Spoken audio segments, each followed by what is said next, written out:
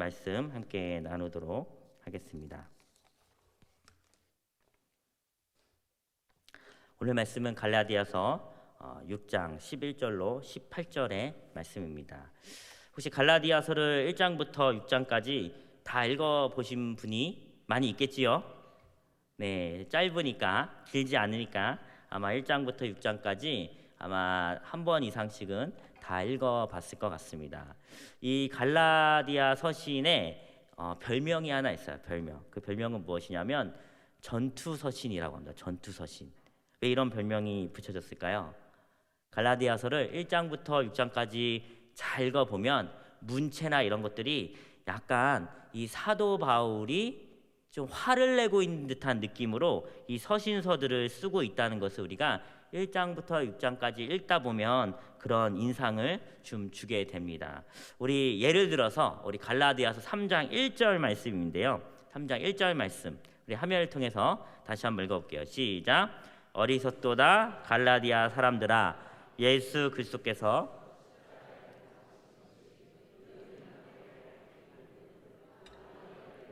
너희를 깨더냐. 아멘. 우리는 뭐 이 한 문장을 읽으면서 뭐 그런가 보다 그냥 별 생각이 없을 수 있어요. 그런데 잘 보시면 3장 1장 첫 번째 단락에 뭐라고 시작하고 있어요? 어리석도다. 우리가 옆에 있는 사람한테 어리석도다라고 한번 이야기해보라고 하면 싸움 나겠죠? 근데 우리 다 큰 어른들인데 그쵸? 예, 갈라디아 사람들도 마찬가지였을 것 같아요. 어리석도다라고 말한다면 그 교회 사람들이 얼마나 당황스러울까요? 그쵸? 그런데 사도 바울의 이 갈라디아서 6장을 꼼꼼히 보다 보면 이와 같은 어조와 이와 같은 문체로 갈라디아 교회 사람들에게 훈계조로 말하고 있는 것을 계속적으로 우리는 그 말씀을 보면 보게 되어집니다. 우리는 사도 바울이 이 갈라디아서는 서신서잖아요. 편지글이란 말이에요. 이 편지글을 쓸 때 어떤 일에 대해서 심기가 불편하여 화가 난 상태라는 것을 우리가 조금만 꼼꼼하게 문학적으로 읽다 보면 그것을 우리가 알아차릴 수 있게 됩니다. 그러면 제가 문제를 내볼게요. 왜 사도 바울은 이렇게 화가 났을까요? 어리석도다 라고 말할 정도로. 왜 그럴까요? 그 이유는 바울의 대적자이자 당시의 이단이었던 할례당들이 갈라디아 지역에 침투해서 그들을 유혹하였고 많은 갈라디아 교인들이 이에 넘어갔기 때문이에요. 이단에 넘어갔기 때문에. 할례당이라는 것에 대해서는 제가 조금 이따가 조금 더 구체적으로 말씀드릴게요. 그리고 이렇게 이단에 유혹되어 넘어갔다는 이 사실이 그 교회가 많은 이들이 넘어갔다는 사실은 사도 바울의 마음을 괴롭게 했어요. 그래서 사도 바울은 6장 17절에 이와 같이 이야기합니다. 우리 6장 17절 말씀 같이 한번 읽어볼게요. 시작. 이후로는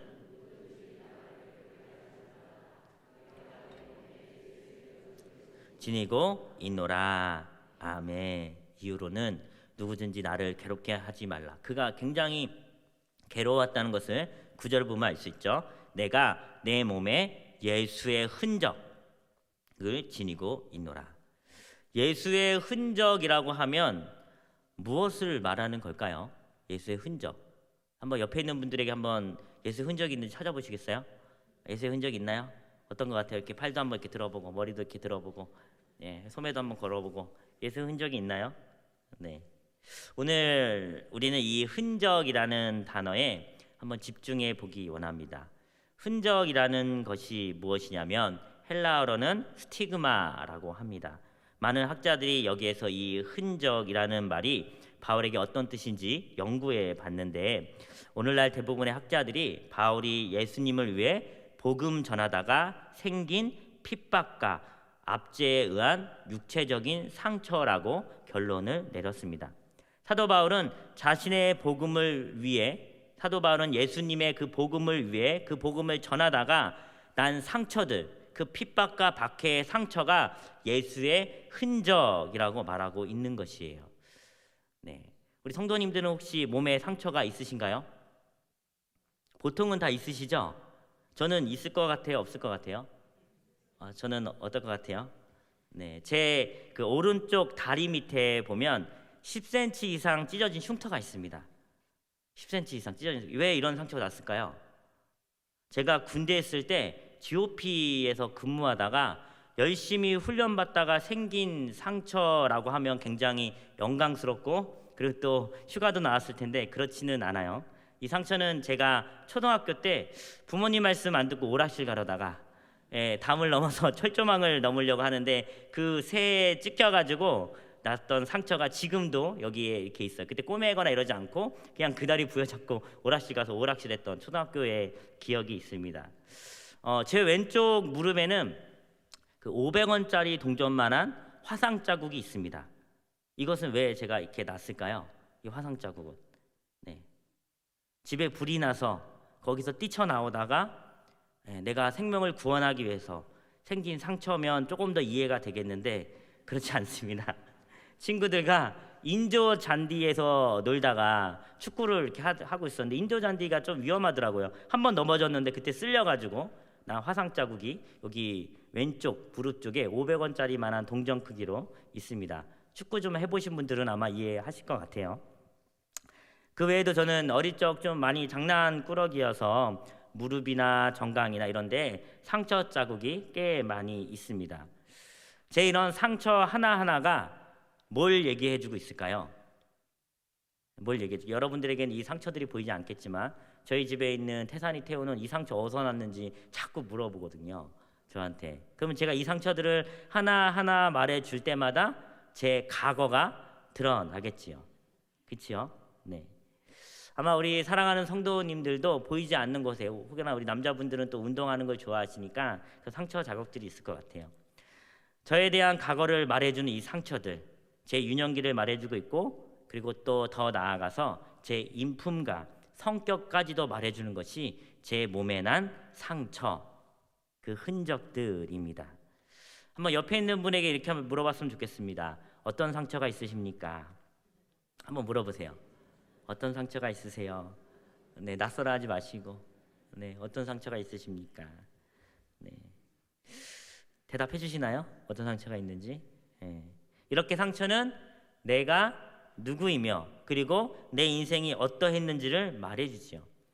다만 이 상처는 몸에만 이렇게 나지 않습니다. 마음에 나는 상처도 있습니다.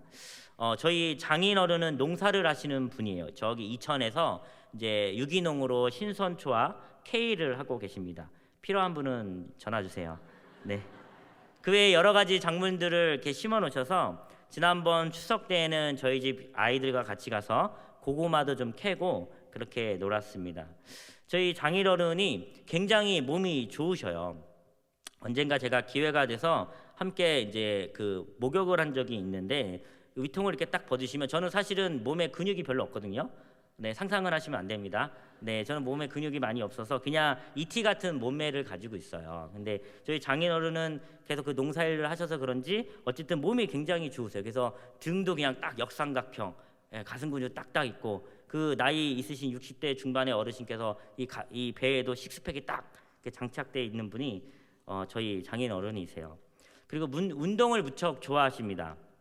새벽에 4시에 일어나셔서 혼자 기도하시고 운동도 다니시는 분이 저희 장인어른이세요. 그래서 제가 추석 때 이럴 때는 조금 새벽 예배를 쉴 수 있잖아요. 저는 그때 이제 자고 이렇게 일면 저쪽에서 이게 중얼중얼 저희 장인어른께서 한쪽에서 기도하시는 모습을 저는 몇 번 이렇게 보게 되어집니다.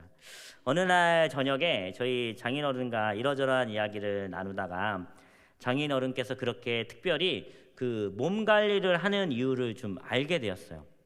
그 이유는 장인어른의 아버님께서 저희 그 장인어른의 어렸을 때 병석에 누워 계시다가 돌아가셨다는 이야기를 제가 들었습니다. 장인어른에게 있어 아버지란 아파서 누워 계셨던 분, 그리고 그러다가 돌아가신 분으로 각인되어 있으세요. 유년기 시절 누워만 계신 아버지를 보고 그 어르신께서 마음에 상처를 입으신 거죠. 그리고 장인어른께서는 결심하셨다고 해요. 나는 처와 자식 때문이라도 건강하게 오래 살아야겠다라고 이렇게 결심을 하셨다고 합니다. 그리고 그 결심을 지키기 위해, 그 마음에 난 그 상처지만 그 결심을 지키기 위해 건강 관리를 무척 열심히 하셨다고 해요. 이렇게 저희 장인어른께서는 누워 계신 아버지의 모습이 가슴에 큰 상처로 남겨져 있어요. 그리고 그 마음의 상처는 장인어른의 아버지께서 돌아가신 후에 저희 장인어른의 삶의 패턴을 결정짓는 매우 지대한 영향을 주게 되어집니다. 이렇게 사람에게는 상처는 내가 누구인지 그리고 나의 과거가 어떤 삶을 살았는지를 그 상처를 통해 보여줄 뿐 아니라 앞으로 어떻게 살아가야 할지에 대한 지침을 주는 것이 바로 우리 몸에 나 있는 흔적들, 그것이 비단 몸에뿐 아니라 마음에도 나 있는 흔적이겠지요. 다시 본문으로 돌아가도록 하겠습니다. 바울은 왜 자신의 몸에 난 상처를 자신의 대적자인 할례당, 이단이죠, 대한 변호로 마지막 6장 이 결말에서 인용하고 있는가? 할례당의 주된 메시지는 이것이에요. 할례당, 그들은 이단입니다. 모세의 법대로 할례를 받으면 구원을 얻지만 할례를 받지 않으면 구원을 얻지 못한다. 할례는 무엇인지 다 얘기하지 않아도 다 알고 계시지요? 네. 할례.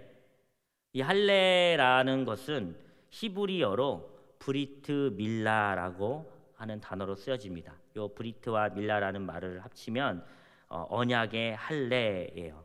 계약을 한다라는 말로써 남자의 생식기에 포피를 잘라내므로 자신의 몸에 하나님과의 계약의 흔적을 남기는 것이 할례예요.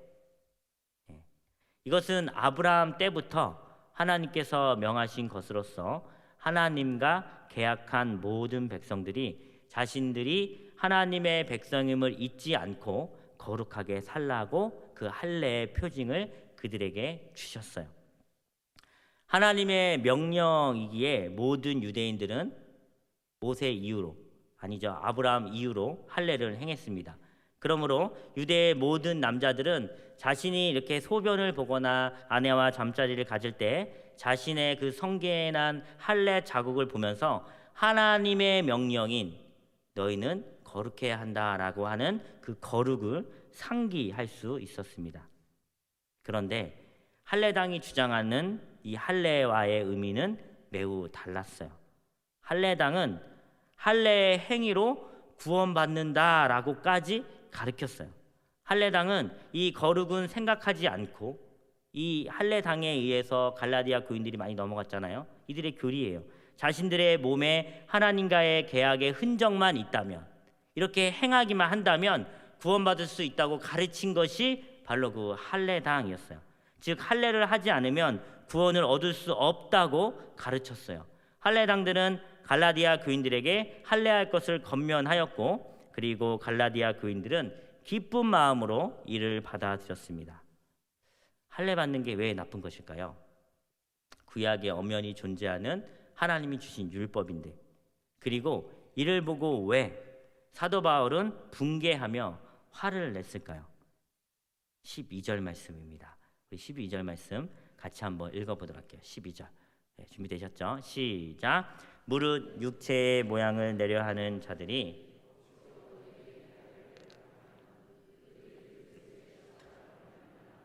박해를 면하려 함뿐이라.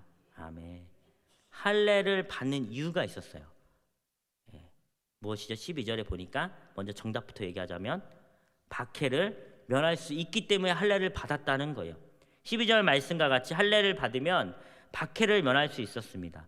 당시 로마인들은 혼합 종교였어요. 그리스 로마 신화 한 번쯤은 다 들어보셨고 읽어보셨고 아시는 신도도 있을 거예요. 그들은 이와 같은 혼합 종교였어요. 그리고 그들은 기독교는 특별히 더 인정하지 않았지만 유대교는 허락했어요. 로마 사람들이 기독교, 예수님은 인정하지 않았지만 그들이 믿는 하나님은 그 유대교에 머무는 그 유대교는 허락했다는 거예요. 만약 유대인이 아닌 이방인 기독교인이 할례를 한다면 로마 사람들 입장에서 봤을 때 그들은 기독교인인지 유대인인지 분간이 안 가죠. 그들을 그냥 유대인으로 생각할 수 있기 때문에 로마인으로부터 박해를 피할 수 있었습니다. 좋은 거 아닌가요? 박해를 피할 수 있는데.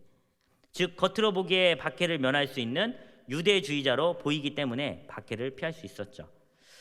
기독교를 박해하던 것은 로마 정부뿐만이 아니었어요. 우리 성경책 사도행전이 이런 게 계속 보다 보면 이 기독교 예수 믿는 사람을 못 살게 괴롭혔던 사람은 보통 같은 동족인 유대인들도 많이 있었지요.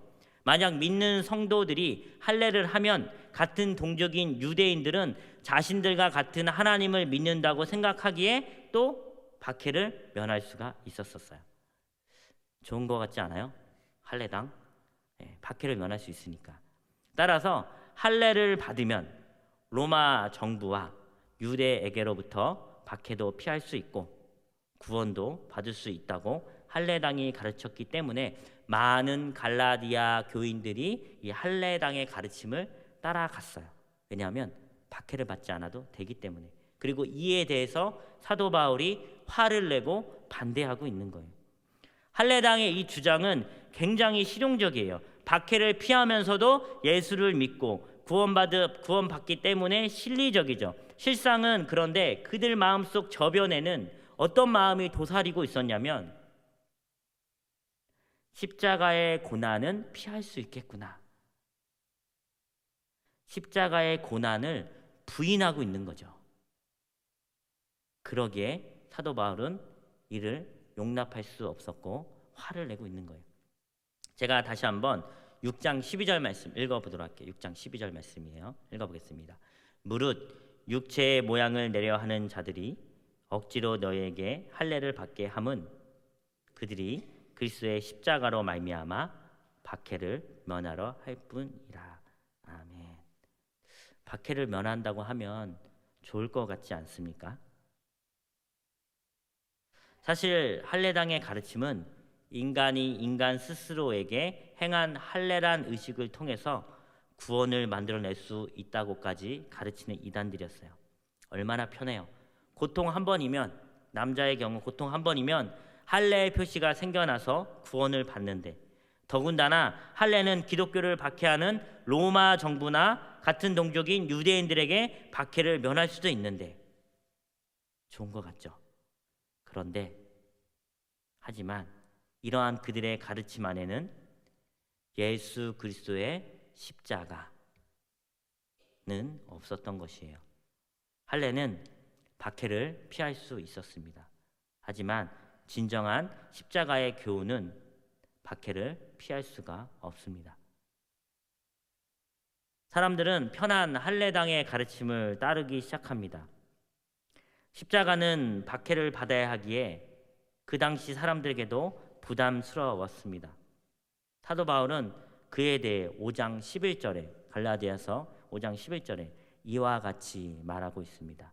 우리 같이 한번 5장 11절 말씀 읽어보도록 하겠습니다. 시작. 형제들아, 내가 지금까지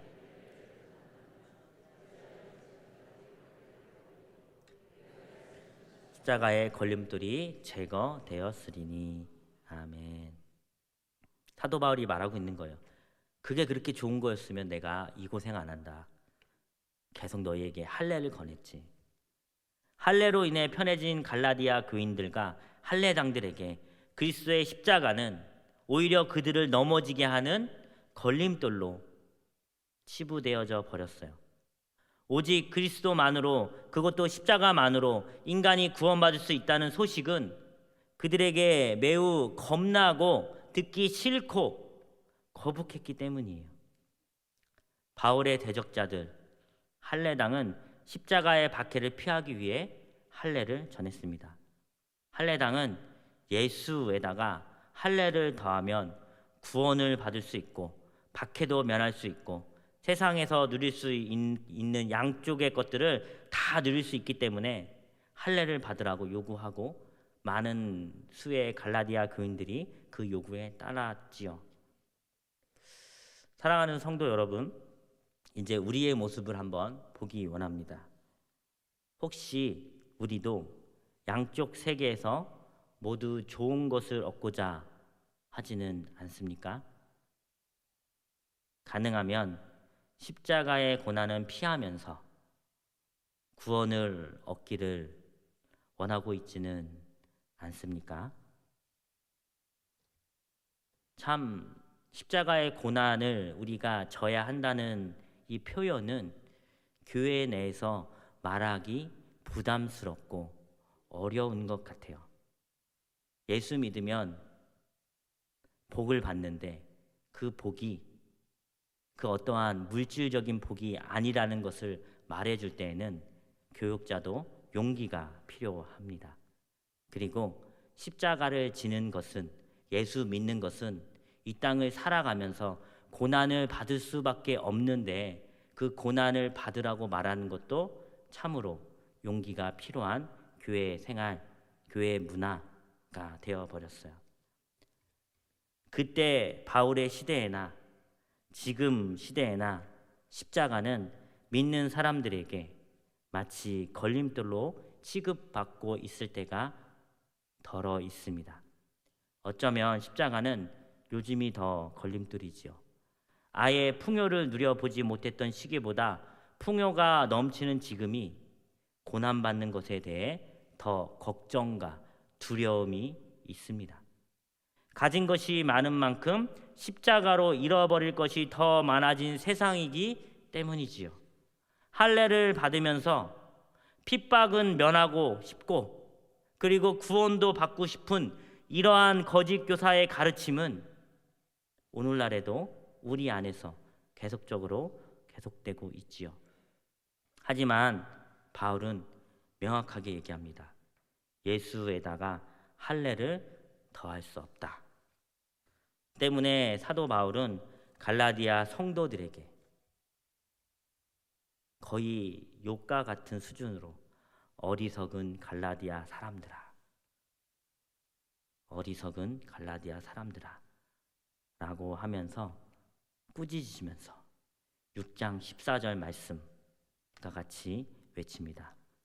내게는 우리 예수 그리스도의 십자가 외에 결코 자랑할 것이 없다. 아멘. 내게는 우리 예수 그리스도의 십자가 외에 결코 자랑할 것이 없다. 우리 성도 여러분도 그러신가요? 바울이 할례가 아닌 십자가를 선택한 이유가 무엇일까요? 그리스도로 인해 세상이 나에게 대해서 십자가에 못 박히고 나 또한 십자가에 못 박힘으로써 바울이 그리스도로 인해 새롭게 지음받기 때문이에요. 우리 14절 하반절부터 15절까지 우리 화면을 통해서 같이 한번 읽어보도록 하겠습니다. 14절 하반절부터 15절입니다. 시작. 그리스도로 말미암아 세상이 나를 대하여 십자가에 못 박히고 내가 또한 아무것도 아니로되 오직 새로 지으심을 받은 것만이 중요하니라. 아멘. 사도 바울은 계속적으로 십자가에 못 박히는 것에 대해서 예수님뿐 아니라 우리 역시도 그곳에 내 정욕과 내 탄심이 박혀야 될 것을 갈라디아에서 말하고 있습니다. 사도 바울에게 있어서 십자가는 자신을 새롭게 창조되는 것으로 이해했어요. 자신을 새로운 거룩한 창조물로 이해한 것이에요. 구원받음은 새롭게 지음을 받은 것이고 이것은 새 사람의 개념이고 새 창조의 개념이기 때문이에요. 예수 그리스도를 주라 영접하고 십자가를 믿는 우리는 모두 다 새로 지으심을 받은 새 사람인 줄 믿습니다. 아멘.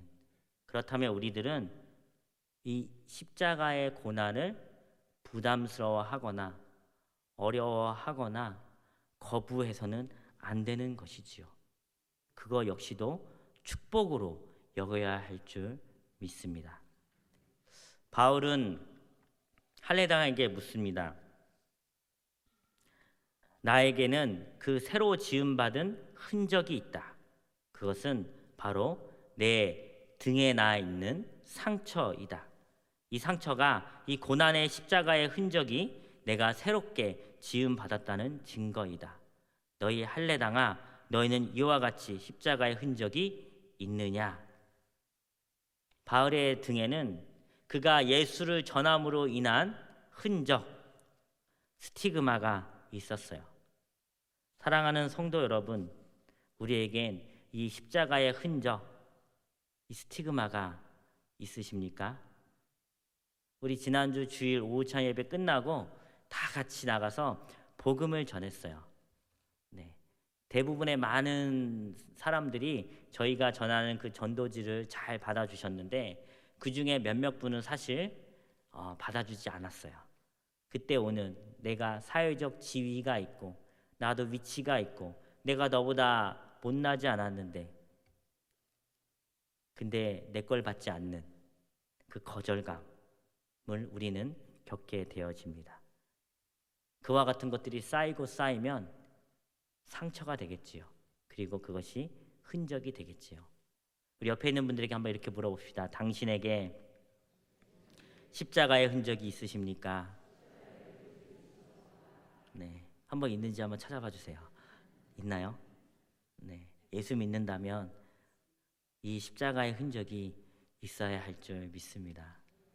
네, 사실 여기 앉아 있는 우리 성도님들 중에는 정말 새 신자도 앉아 계세요. 저희 고등부 새 친구도 한 명 앉아 있고요. 굉장히 이런 설교를 할 때 저 역시도 마음에 부담이 있습니다. 저 친구가 기독교 믿는 것이 고난받는 것이고 그것이 복이라고 하면 그것을 과연 받아들일 수 있을까? 하나님께서 하실 줄 믿습니다. 우리 고린도후서 11장 24절에서 그 하반절 내용을 보면 바울은 복음을 전하다가 유대인들에게 40에서 하나 감한 매를 5번이나 맞습니다. 우리 같이 한번 고린도후서 11장 24절 25절 찾아서 읽어보도록 할게요. 24절 25절 시작. 유대인들에게 40에서 하나 감한 매를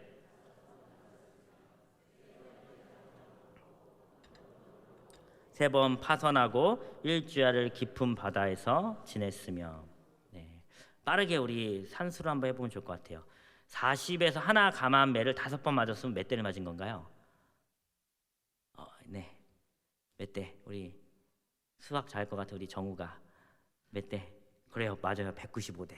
그래요. 그래요. 39대에서 5번을 맞았으니까 195대를 맞은 거예요. 이 시대의 매질은 대부분이 줄에 사람을 매달아 놓고 등을 때립니다. 그래서 죄인이나 노예들은 등에 상처가 나게 됩니다. 등에 난 상처는 자랑할 수 없죠. 왜냐하면 죄인이나 노예들이 대부분 이 등에 상처가 나기 때문이에요. 하지만 반대로 이 앞에 난 상처는 미덕의 상징입니다. 왜냐하면 그것은 보통의 경우 전쟁에서 적들과 싸우다가 난 상처이기 때문이에요. 제가 최근에 그 연인이라는 드라마를 보기 시작했습니다. 이제 3회인가 5회밖에 못 봤는데 남궁민이 너무 멋있게 나와서 저희 집사님 눈이 이렇게 하트가 되더라고요. 네. 보면 보통의 경우 이 전쟁에 나간 이 적군들은 이 앞에가 상처를 입게 되지요. 바울은 지금 자신의 이 등에 난 상처를 자랑하며 말과 혀로만 그리스도인이라고 하는 할례당과 갈라디아 성도들을 꾸짖고 있는 것입니다. 우리는 예수 그리스도께서 우리를 사랑하신다는 것을 어떻게 알 수 있을까요? 예수님께서 우리를 사랑하신다는 걸 어떻게 알 수 있죠?